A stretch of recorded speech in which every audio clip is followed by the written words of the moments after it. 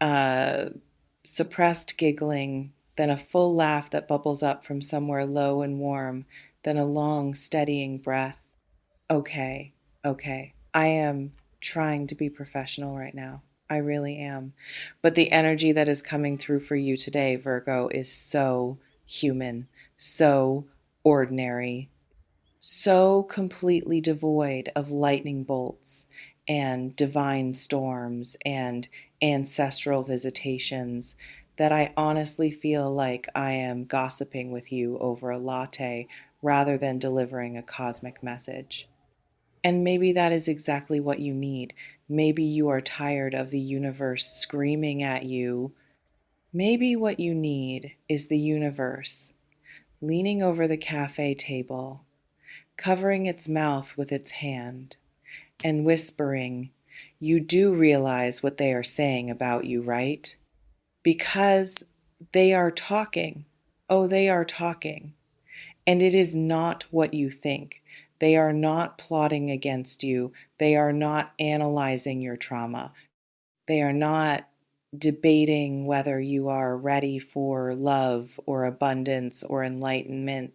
They are saying one thing over and over, like a chorus, like a broken record, like a group chat that keeps pinging with the same phrase every time your name comes up. They are so cute, but so stubborn. And Virgo, if you just felt your nose wrinkle, if you just sat up a little straighter and got ready to defend your perfectly rational positions, if you are already thinking, I am not stubborn, I am just correct, then hit that like button, subscribe, because this is the only spiritual channel that will roast you with love. And drop the word correct in the comments because we both know that is what you think you are. And honestly, you usually are. Now, let me tell you how I know this because your mind is already demanding evidence, and I respect that. I do not have screenshots, I do not have recordings. What I have is a frequency, a very specific, very giggly, very exasperated frequency that has been broadcasting from multiple directions toward your coordinates for weeks now. It is coming from your friends, yes, the ones who love you but have learned that suggesting a different restaurant to you is an act of war. It is coming from your colleagues, the ones who have watched you redo a project 3 times because the first 2 versions were fine but not right, and they are standing in the doorway with their coffee going cold, watching you align margins with the intensity of a heart surgeon, shaking their heads and muttering to each other, so cute, but so stubborn. And it is coming, most loudly and most helplessly, from one specific person, the one who matters, the one who has been trying to love you and has discovered that loving you is less like holding a kitten and more like trying to hug a compass that already knows which way is north. Let me describe this person because they are the lead singer in this chorus, and their version of the song is the one that should make your stomach flip. This is someone who spends an almost embarrassing amount of time thinking about you, not in a dramatic, tragic, staring out the window in the rain kind of way, in a very specific, very daily, very tactile way. They think about the way you insist on making your own coffee in the morning because the machine at the office tastes like regret. They think about the way you will not let them drive a certain route because you have calculated that your way saves 4 minutes and eliminates 2 left turns, and you have explained this with such earnest precision that they have started taking your route even when you are not in the car, just because they cannot unlearn the logic. They think about the way you fold your towels, which is not just folding but an architectural statement, and the one time they tried to help you with laundry and folded a towel wrong, you did not yell. You did not criticize. You simply looked at the towel with a sadness so profound that they felt like they had kicked a puppy. And then you refolded it slowly with the care of a museum curator restoring a tapestry. And they stood there watching you, feeling something in their chests that they could only describe later to their best friend as, I do not know why, but it was the cutest thing I have ever seen. Also, I am never touching their towels again. That is the dynamic, Virgo. That is the exact temperature of what is happening. This person is simultaneously enchanted and exhausted by you. They are in awe of your standards and slightly terrified of your standards. They have learned that your no is not a negotiation, it is a landmark. When you say you do not like something, you do not mean you are in a mood. You mean you have conducted an internal investigation, gathered evidence, cross referenced your findings with your values, and reached a verdict that has been notarized by your soul. And when they try to gently suggest that maybe, just maybe, you could try the thing you do not like one more time, you look at them with those eyes, those clear, steady, devastatingly honest Virgo eyes, and they feel their own argument dissolve like sugar in hot tea. Because you are not being difficult, you are being accurate. And accuracy, when it is delivered without malice, is one of the most disarming forces on earth. I want to walk you through a typical Tuesday because I need you to see what they see.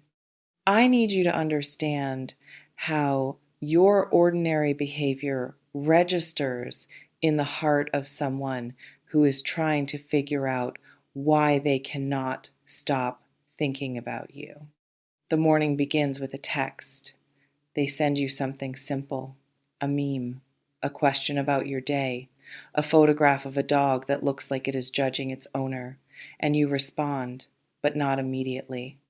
You respond exactly when you have the bandwidth to respond properly, not because you are playing games, not because you are calculating the perfect delay to keep them interested, but because you have a rule. A small, invisible, completely non negotiable rule about how you engage with the world, and that rule states that you do not half attend to people. You either give them your full attention or you wait until you can. So they get your response 47 minutes later, and it is not a thumbs up, it is a paragraph, it is thoughtful. It is grammatically correct. It references something they said 3 days ago that they had already forgotten. And they read it and they feel seen. And they also feel the urge to laugh because only you would treat a text about a dog with the same rigor you would bring to a legal brief. And they say out loud to no one, they are so cute, but so stubborn. Then comes the afternoon. They suggest a plan, maybe dinner, maybe a movie, maybe a walk. And you do not say yes immediately.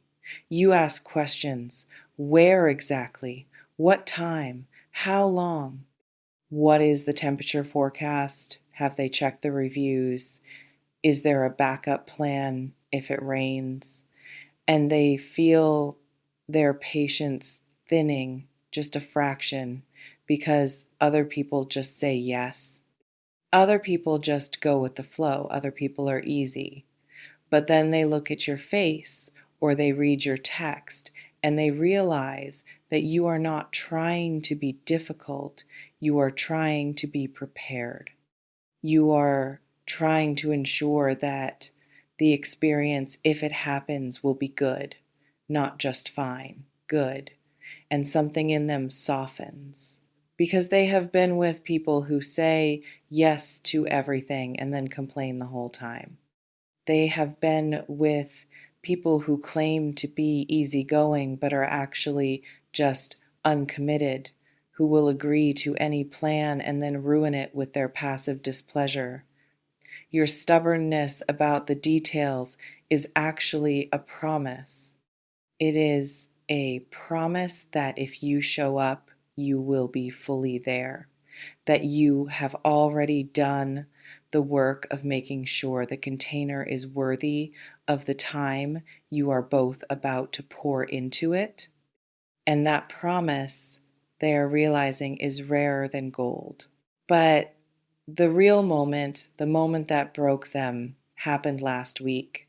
I am seeing it so clearly. It is like I was there. You were together in a space that was supposed to be casual, a kitchen, perhaps, a living room, a car parked outside a grocery store, and something small went wrong. Not catastrophically wrong, just wrong. The plan shifted. An expectation was not met. A detail that you had specified was ignored, not out of malice, but out of the ordinary human carelessness that most people absorb without comment. And you physically stopped moving. Your shoulders did not drop, your face did not crumple. You simply went very still, the way a sundial goes still when the sun ducks behind a cloud. And you said, with a voice that was not angry, but was absolutely immovable, "That is not going to work for me." Those 6 words. That is all it took. They looked at you and they felt something shift in their ribcage, because in that moment you were not being cute. You were being a wall. A beautiful, clean, perfectly constructed wall made of integrity and self-respect. And they realized with a shock that they did not want to climb over it or knock it down, and they wanted to stand beside it. They wanted to be on the side of the wall where you were. They wanted to learn how to build their own. And later, when they were alone, they said your name out loud. And they laughed, and they shook their head, and they texted their best friend the same phrase they have been repeating like a mantra. They are so cute, but so stubborn. And Virgo, here is the secret that is hiding inside that sentence, the secret that neither of you has fully articulated yet. The but is not a contradiction, it is a bridge. When people say so cute, but so stubborn, what they are actually saying is so cute because so stubborn. They are saying that your stubbornness is not a flaw sitting next to your charm. It is the engine of your charm. It is the thing that makes you real in a world full of people who bend in every direction just to be liked.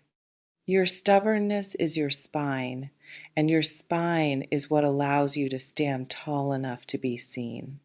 Without it, you would just be another agreeable person in a sea of agreeable people, and this person, the one who cannot stop talking about you, would have passed you by without a second glance. They do not want you to be more flexible. Not really. Not deep down. Oh, they think they do. They have moments where they imagine how much easier life would be if you would just let them choose the restaurant, pick the movie, plan the trip, drive the route, fold the towel however they want. They have these fantasies of ease, of flow, of a relationship that glides without friction. But then they actually experience it with someone else. They go on a date with someone who says, "Whatever you want, I am easy," and they sit across from that person and they feel nothing. They feel the flatness of a pond with no current. They feel the safety of a room with no edges. And they realize with a homesickness that surprises them, that what they actually crave is your exactingness, your specificity, your refusal to pretend. They crave the way you make them work for it because the work makes the reward real. They crave the way you challenge them because your challenges are not tests of their worth, but invitations to their growth. They crave the way you look at a mediocre option and simply decline it, not with drama, but with the calm finality of someone who knows what they deserve. Let me tell you about the group chat because this is where it gets really funny and you need to laugh about this. There is a thread, and maybe it is between this person and their sibling. Maybe it is between this person and their best friend since college. Maybe it is a work group that has somehow become personal and your name comes up constantly. Not because they are obsessed in a creepy way, but because you have become the reference point for everything. They will be discussing a problem, a decision, a dilemma, and someone will say, "What would Virgo do?" And the answer is always the same. Virgo would have already made a spreadsheet, ranked the options by efficiency, eliminated the two that did not meet the criteria, and then refused to discuss it further because the correct choice is obvious. And then someone else will chime in, "They are so cute, but so stubborn." And the whole thread will devolve into a mix of affectionate roasting and genuine admiration because everyone in that chat knows that this person is in deep. They know that the complaints are just the surface noise of a heart that has found its match in the most unexpected place. They know that every time your name comes up, your person lights up like a city at dusk, all at once, all over. And you, Virgo, you have no idea. You are walking around thinking that your stubbornness is a liability. You are looking at your own rigidity and wishing you could be more fluid, more adaptable, more easygoing. You see the way other people glide through life, saying yes, going with the flow, and you think that your inability to do that is a character defect. You think that if you were just a little softer, a little more yielding, a little less committed to your own standards, then love would be easier, then you would be easier. Then people would not have to qualify their affection for you with that heavy, sighing but. But I am here to tell you that you are wrong. Your stubbornness is not a bug, it is the feature, it is the exact frequency that called this person to you. Think about it. If you were easy to move, you would have been moved already. You would have been shifted by the first strong wind, the first persuasive voice, the first charming smile that came your way.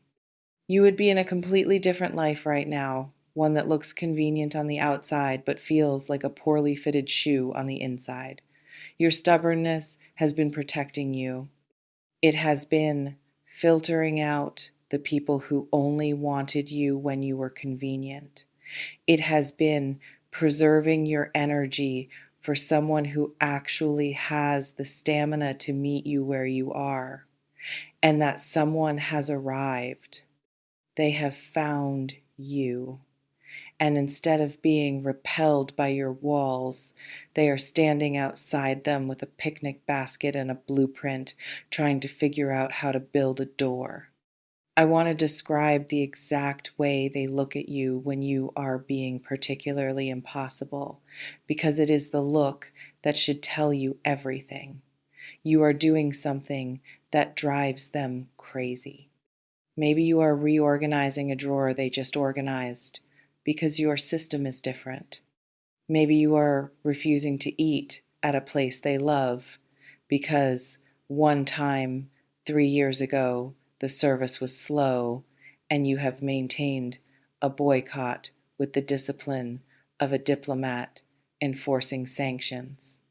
Maybe you are explaining for the fifth time why your method of loading the dishwasher is superior, and you are using hand gestures that belong in an architectural presentation, and they should be annoyed.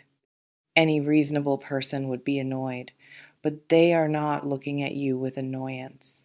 They are looking at you with a softness that borders on worship. They are watching your mouth move, watching your hands sketch invisible diagrams in the air, watching your whole being light up with the fire of someone who cares deeply about things that other people ignore. And they are thinking, how did I get this lucky? How did I find someone who cares this much? How did I find someone who is this much? That is the question they keep returning to, Virgo. How did I get this lucky?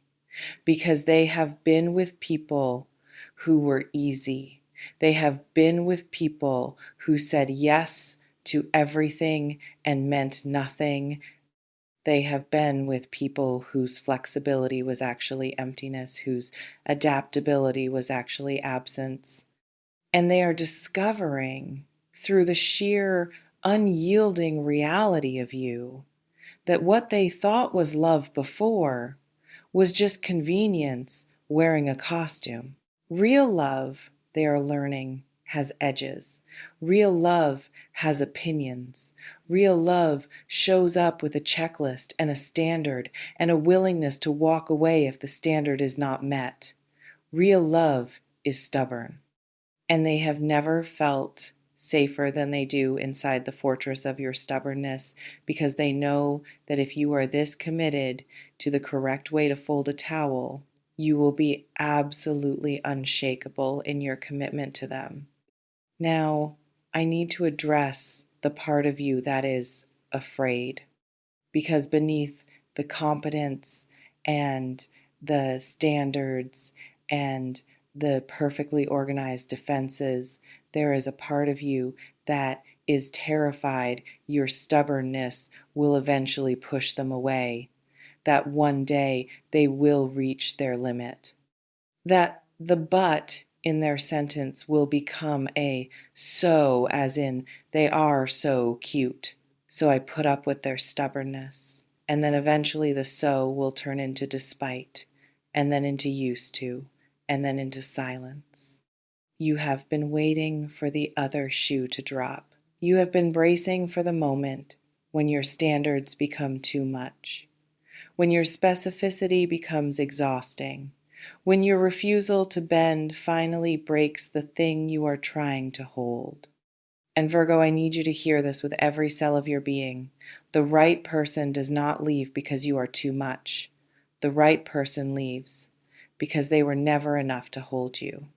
And this person, the one who keeps saying your name in group chats and smiling at your towel folding lectures and taking your route even when you are not there, this person is not leaving. They are settling in. They are buying furniture for the fortress. They are learning the language of your standards, not so they can meet the minimum requirements, but so they can exceed them. They are becoming stubborn about you. They are becoming the kind of person who says to their own friends, I do not care what you think. Virgo is my person. Virgo's way is the right way. And if you do not like how we do things, you do not have to come over. They are becoming as immovable about you as you are about everything else. And that symmetry, that mutual stubbornness, is what is going to make this last. I want to give you a glimpse of your future together, because it is so ordinary and so perfect that it will make you cry in the cereal aisle one day for no reason you can name. It is a Sunday morning. The light is coming through the curtains in a way that annoys you because it is hitting your pillow at the wrong angle, and you have already made a mental note to adjust the rod later. They are in the kitchen attempting to make coffee the way you like it, and they are doing it wrong, and you can smell that they are doing it wrong from the bedroom. And instead of getting up to correct them, you stay in bed for 3 extra minutes, listening to them mutter to themselves, measuring the grounds with the concentration of a chemist, trying so hard to get it right because they know that your no is not arbitrary. Your no is a standard, and they want to meet it. They want to earn the right to hand you that cup. And when they finally bring it to you and it is almost right, and you take a sip and your nose wrinkles just slightly because the ratio is still off by a fraction, they will see that wrinkle and they will laugh. Not at you, with you. With the absurd, profound joy of loving someone who knows exactly what they want and is not afraid to want it. And they will say it then to your face for the first time without the but. They will say, "You are so cute and you are so stubborn, and I would not have you any other way." That is the moment coming for you. That is the destination of this particular journey, not a grand transformation where you become someone else. Not a compromise where you soften your edges until you fit into someone else's shape, but a love that finally fits your exact dimensions. A love that does not ask you to be more flexible, but asks the world to be more accommodating of your spine. A love that looks at your stubbornness and sees not a flaw to be managed, but a force to be honored. So here is what I need you to do with this information, and I need you to do it with the same seriousness you bring to everything else, which is to say, I need you to make a plan, not a 5-year plan, a 5-minute plan.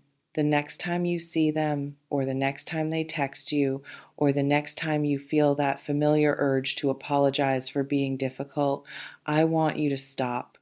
I want you to delete the apology before you send it. I want you to let your standards stand without explanation. I want you to be exactly as stubborn as you actually are, and I want you to watch what happens. I want you to observe whether they lean in or pull back. And if they lean in, if they meet your stubbornness with their own growing commitment, then you will have your answer. You will know that the but was never a warning. It was always a love letter written in a language you were too busy being correct to read. You are not too much. You are not too difficult. You are not too stubborn. You are exactly the right amount of everything, and the person who is meant to love you is currently telling everyone who will listen that you are the cutest, most infuriating, most magnificent human they have ever encountered. Let them talk, let them laugh. Let them roll their eyes and shake their heads and send the memes and keep the group chat alive with stories of your latest impossible standard. Because every story they tell is evidence. Every exasperated sigh is a testament. Every time they say they are so cute but so stubborn, what they are really saying is, I have found someone real. I have found someone who cannot be moved by my laziness or my inconsistency or my ordinary human carelessness. I have found someone who makes me want to be better, and I am never letting go.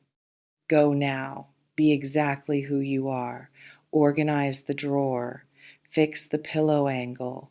Correct the coffee ratio. Fold the towel the right way.